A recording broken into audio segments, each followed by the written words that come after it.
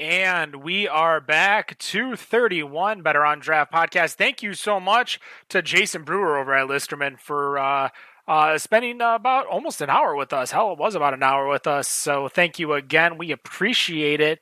And it is great to be here. Going over real quick, let's kind of go roll call. What are you guys drinking? Rob? Right now, I am trying to finish up this Pride from Listerman. It's going to take you the entire segment. So, I didn't get a chance to ask him, what do we have to do to get a Superman ice cream beer made now? If you can do it with sherbet, we can definitely should do that with Superman ice cream. Superman ice cream's not an Ohio thing. They're not going to make. We'd have to do some sort. Well, I guess that'd be another tab with Witch's Hat. Maybe they can get some sherbet or some Superman ice cream. Hold on 1 second, because I don't know if you guys are aware, but we just brewed another beer under the Better on Draft name, and by we I mean Ed, our editor-in-chief, and by beer I mean hard seltzer, and that is over at Stig's Brewing. That there's going to be a Better on Draft, a pina colada seltzer. Oh, what? I'm okay with that. Sounded good until come on. Stop trying to be fancy. For those who like getting caught in the rain. Fancy, huh? Yeah, outside one. I'm excited to try it. I'm hoping that maybe I can just secure a keg that Egg can bring down here, and then I can just fill up a handful of growlers for you guys. Except for you, Dan, because you don't want it in the first place. Nope. So Rob's drinking the Pride. I'm finishing up the Pride. It is really, really good. And then to follow up, I've got this Wet Snout peanut butter stout. From Sleepy Dog Brewing out of some brewery. I don't know where. What state is this, Dan? Arizona? It's Arizona. So it's an Arizona beer, thanks to the Porch Bomb for Dan. A beer, sadly, that I could never get, kind of like the Listerman over at Zatuna Liquor over in Rochester Hills.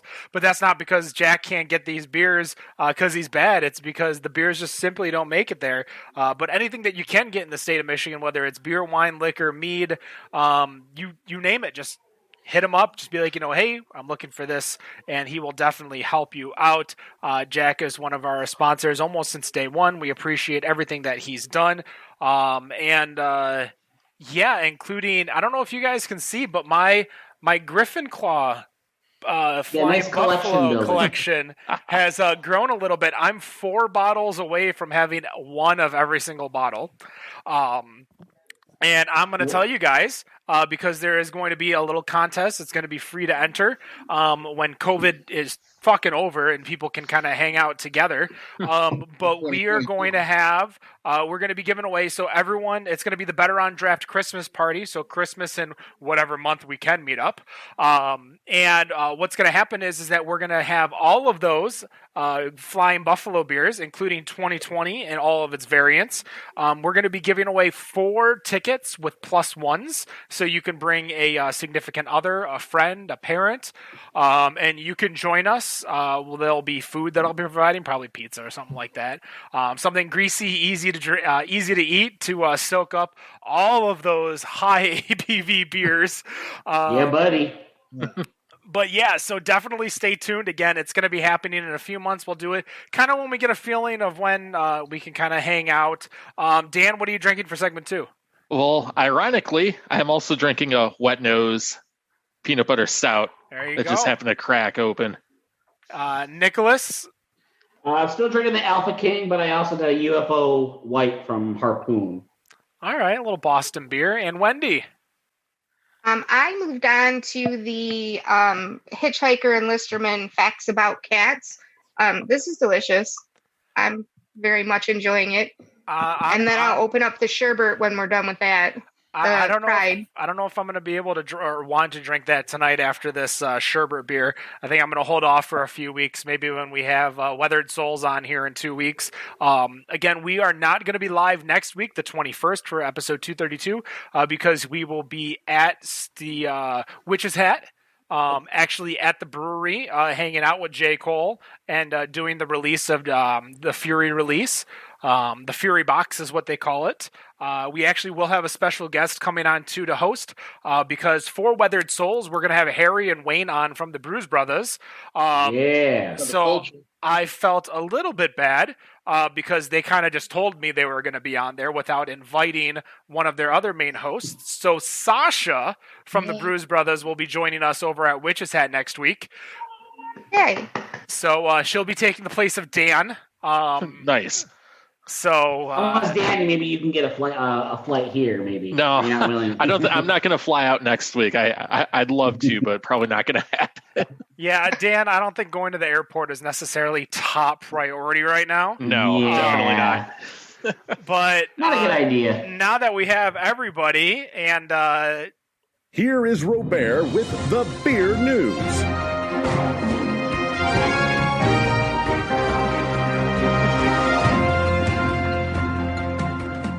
One day I'll figure out a way to feed this audio to you guys, but as always, segment 2, Robert with the beer news. I think without the audio, that gives me a moment to just kind of improv the shit out of that video-wise, so I'm okay with it. Robert, what has been going on in the world of beer this year? All right, what hasn't been? As I'm bringing that up, then probably the next, I actually, once I get through with this Pride, I do have another Listerman beer that's with me, and that is the Shamrock Shake, which is their which I still love. I can't even talk to you right now. Nice drop. Let's just say it's just like something told me to save those, so that's why I still have it. So it's a good one. All right, so this one came out actually a couple weeks ago, and I was looking for some follow-up on this, but I have not seen anything happening. But there are definitely some breweries that are in Florida that are kind of in a fight for their lives, trying to survive through this whole outbreak. And there's about 100 microbreweries across the states that are unable to sell due to having to deal with the shutdown. So for those who don't know, that Florida law prohibits breweries to be open unless they also have a kitchen and serve food. So it's gotten to the point where they had sent an open letter that was sent by the Florida Brewers Guild to Governor DeSantis and the Department of Business and Professional Regulation, Secretary Halsey Beshears, stating that restricting operations to go only is unsustainable for the state's 320 brew pubs. And the association had said that breweries are insisting solely on to-go business, which is less than 10% of their sales. And at one point during the pandemic, breweries were allowed to open if they were paired with a food truck, but that's now been eliminated. Damn. So craft breweries basically were closed as of March 17th, along with other bars and restaurants, then allowed to reopen in June. And then they closed again because of the recent surge in cases that they had and these new restrictions that were put into place with the option of to-go only. So from one of the quotes in the article, it said breweries essentially are looking for a fair shot. And getting to the legislators is one thing, but is there anything you think they can do to speed things up or even find a loophole that can hopefully get these breweries back up and running? I have an idea. Get rid of Governor DeSantis. Guy's an idiot. He's actually a bigger problem down there, though, with the spread of this. He is. I mean, I don't want to go down this rabbit hole, but he is the problem. Take the blue pill. But that's all I'll say.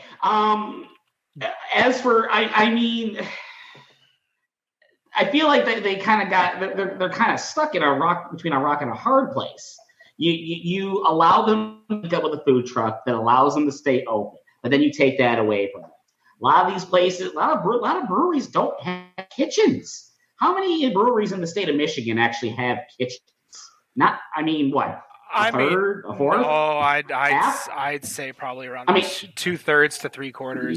You think it's that high, Ken? Wow. Oh yeah. I'm actually kind of surprised by that. I mean, name breweries that don't have kitchens right now. Eastern Market. I mean, they still have food. Dragon Mead? They still have Dragon food. Mead's got Lazy Bones. And Dragon's Yeah, but Lazy we just added that. Who has Lazy Bones? A few years ago, Wendy. Dan was still living in Michigan. Considering the But considering the amount of time they've been around, like I mean, they existed for years without a kitchen at all. Come on, man! I could get cheese and crackers there forever. That counts.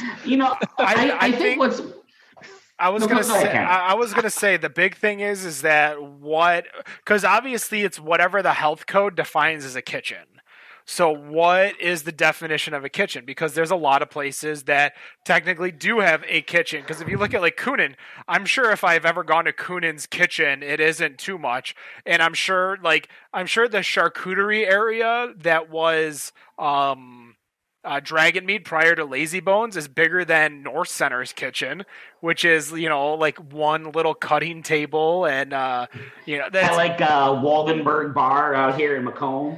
Yeah, it's not like the kitchen itself is not. It all depends on what is a kitchen. Like, do you just need a microwave? Because I tell you what, you could easily sell popcorn, for $2 and put it in the thing and just. It's funny you bring that up because a lot of bars and breweries out here don't have kitchens. They got around the rule that you had to have a kitchen out here to be open, but just bringing in a Foreman grill and making grilled cheeses. There you go. Like, no joke. And they were like, well, that's allowed. That's the loophole. go buy 4 George Foremans and let's go get some bread and some cheese. Loophole. I think we got it pretty good here in Michigan. I would never have guessed 2/3. I thought it would be a lot lower, but I think we got, even with the ones that don't have the kitchens, we got some pretty good food trucks here in the state of Michigan. And they bring in a little extra business to the brewery. You get a little extra business to the food trucks. I mean, some of those food trucks are pretty damn good, in my opinion. Wendy, you and I, we've been to city matches, and there are a lot just go to the city matches down in Hamtramck. Never mind. I just found out that they just pop up in the middle of neighborhoods just the other day. So I think we got it pretty made here in Michigan with food trucks and breweries when they're paired together. Go ahead. Oh, I was gonna say if what we've discussed doesn't exist in Florida, like if you could do it in Florida, it would have been done. Like we're not ahead of the game by saying use a George Foreman for grilled cheese sandwiches or a microwave for popcorn. Like somebody would have figured that out. So obviously the huge hindrance right now is that what is a kitchen in these breweries? Like what's defined? Because it's not necessarily the fact that they just don't have the space to add a kitchen. Like you have a whole brew house in your place. Look at Jamex. Like where are you going to fit a kitchen in Jamex or bathroom? Right. Yeah. Right? Like you have literally you go to I've never physically been into Jamex, but I've driven by it. It's pretty freaking small. I mean, you go to like let's pick on Roque for a second. They have basically it's almost it's a whole restaurant in essence. Yeah. And then look on the other side of the. I don't know if you guys remember taking that tour because we were very intoxicated. We were very drunk that day. But that was one of those, like, that place is huge, and they're like they could do a full on like Wicked Weed type Funkatorium barrelage setup over there at Roque just for the amount of space that they have and the production that they're having. And now that they have Dark Horse too, like obviously they can split production and put specific beers at specific breweries depending on what they want.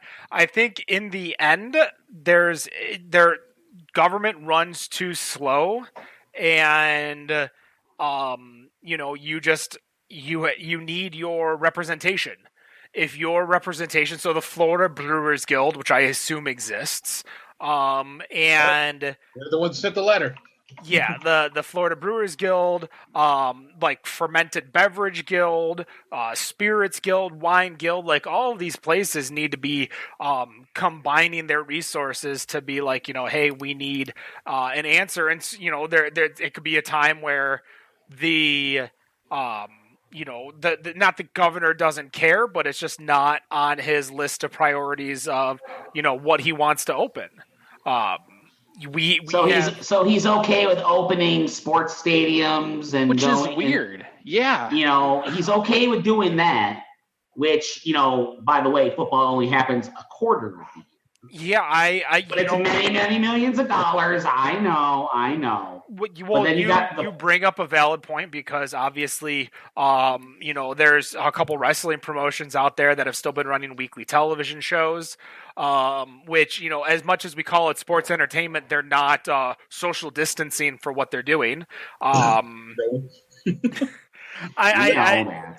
It is what it is, and I think I think there's just a lot at work that obviously we're not privy to, but in the same token, I think I would have to assume that the Florida Brewers Guild is doing as much as they can, but with government going as slow as it is going, they just can't get into it. And as much as we in the beer industry, we in the restaurant industry, like, we think it's a top priority, like, just as much as they're concerned about that, I'm sure there's the gym, the Guild of Gym Memberships or whatever, they might call themselves, exists. The Guild of Movie Theater People.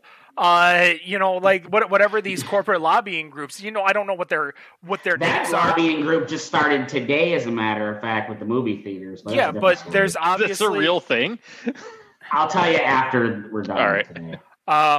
It's again, like, you just have too many lobbying groups to where you might think you're the number one priority, but they don't. And that's just how it is. And until you have the, persuasion, if you guys can see me on video, persuasion. For those of you, for those of you listening on podcast, I was rubbing my fingers together as if I'm asking for money. I think it is what it is. Like, they're shit out of luck. And it's a horrible way to say it, but they're shit out of luck. So I guess, Rob, to answer the question, what can they do? I think you just answered it by doing the open letter to Governor DeSantis and saying, you got to help us out. Otherwise, this industry, it's going to start crumbling. Mm-hmm. Now, hopefully it doesn't, but I mean, we've already seen some breweries here in Michigan close indefinitely, if I'm not mistaken. Now, we've been very lucky here in Michigan. But do I see the same fate in Florida? Now, see, I think the thing with Michigan, we haven't had too many, because the big thing about the Michigan laws, and I'm in a handful of business professional brewery groups, so like not like Detroit area craft beer enthusiasts, but like the group with all the brewers and owners and those people. No offense to DACB on this statement, but it's just in that group. The one's not asking for Semco all the time. And the groups that I hear, like the second that a new rule or regulation comes up, they're like, what does this mean for us? What does this mean for breweries? And the Brewers Guild and the lobbying group for the Brewers Guild and Michigan Fermented, like all of these groups are like, what does this mean for us? And they make sure to get a definition so that they know what to tell everyone, because you don't want to get in trouble. And I know, as much as the MLCC is kind of turning the other cheek on a lot of things, but do you want to be the one that was made an example of? Right. Yeah. And actually, now that I was doing a little bit more digging, and I found a article that actually was published about roughly 3 hours ago, that was saying that a state official was predicting that Florida's bars and breweries may be another 6 months out before they reopen because of the uptick in the cases. So that obviously we'll with that being out, obviously it seems that I was hoping that something may have been done with that letter, but with that type of prediction, we might be seeing a bit more of what I think we thought we were going to see here. I mean, obviously not that we're over and done with everything, but with the whole case of how many breweries and bars that we're probably going to close because of the virus, that Florida might be the prime example of what's about to happen. We'll see. But we'll get off of that one. Yeah, let's do. We got anything uplifting before we take our second break? We could. I got a joke. Bud Zero. What? That's it. Wait. Bud Zero? No, Budweiser went and made a beer that has less beer than Budweiser has beer. Yes. So they created Bud Zero, which is, quote, for health conscious drinkers. Really? Health conscious drinkers that crave the taste of beer and don't want to deal with a hangover, and for, quote, beer fans who are looking to be responsible in social settings. Oh my God, that was so hard to get out. Who are those beer fans? I want to meet those guys. And this was an article that I found that was it was from The Week, and one of the last lines was probably like, you read the whole thing, and this line just sums it up completely. Non-alcoholic Budweiser makes about as much sense as hot ice. You heat up the ice cubes. It's the best of both worlds. Now, Budweiser, without a doubt, should be diving headfirst into this whole market where we're trying to make health-conscious beers and health-conscious this, because, I mean, we've got others that are out there, like shout out to Athletic, because Athletic is making some pretty damn good NA beers. And obviously Budweiser wants a piece of it. And they've got the fuck you money to do it. But should they really be pushing that as a Bud? I mean, doesn't ABI own enough that they should be kind of disguising this as something else? Now, hold on, because everything is about marketing and market share, which is why Bud Light Lime-A-Rita exists. Bud Light Seltzer exists. Like, it isn't Bud Light exists. Another ABI brand. Yeah, but again, when you're trying to build off of brands that work, you're literally going to call it Budweiser, Bud Light, Bud Zero, Bud 1864, whatever their amber was that they had, which wasn't too bad. I forgot about that one. I mean, in all fairness, I used to drink Bud 64s while I was bowling, so I guess it. But that's about that Budweiser Nitro now. Should be drinking that. It literally tasted like water. What, the Nitro or the 64? The 64. There was literally no flavor. I think the answer to that question is yes. Yeah, you know what? Which is fine, because I mean it's true to style, but Wendy, I was able to drink. I still had to work the next day. It made me bowl somewhat better, so whatever. And I was trying to lose weight before my wedding, so I don't know. Oh, Bud 64, good choice. It made you bowl better? Oh, because it makes you think you do. Because drinking actually doesn't make you think when you bowl. If you don't think, it makes me bowl better for sure. But I'm a horrible bowler, so. So what's your high score then? Like 80. Your high score is better than some social friends between, some mutual friends that Ken and Dan and I have. So. Well, that's going to do it for segment 2. I want to hear more news. No, because we got to go into the game for segment 3. Don't forget to check out our sponsor, though, North Center Brewing over in Northville, Michigan. They don't make a non-alcoholic beer. In fact, they're getting ready to tap their, because they only have one lager at a time, so they're about ready to tap their Oktoberfest. Nice. Happy August, everyone! Drink that Oktoberfest. No, they're not tapping it yet. They're making it, but of course, since it takes 45 days or so to make a lager and go through the lager process, obviously you can only do so much at once. So definitely go check out North Center Brewing. They had their Black is Beautiful release last week. Very nice, true to style stout. It was very well done. Very well done. I enjoyed it. And of course, as I've mentioned a few times, in 2 weeks, the 28th, we're going to have Weathered Souls on, which we will have the Pokemon Go collector Wayne, who is trying to collect every single Black is Beautiful out there. I'll say, did you get a hold of Marcus to have him try and ship some out to you? I did not, but I should maybe reach out and see if I can get some of the OG Black is Beautiful. I do not have enough cans to go around. I mean, I've got Black is Beautiful, my thing, not necessarily the OG, but at least some. But we are going to take a quick break. We'll be right back in about 5 or 6 minutes with the Better on Draft podcast.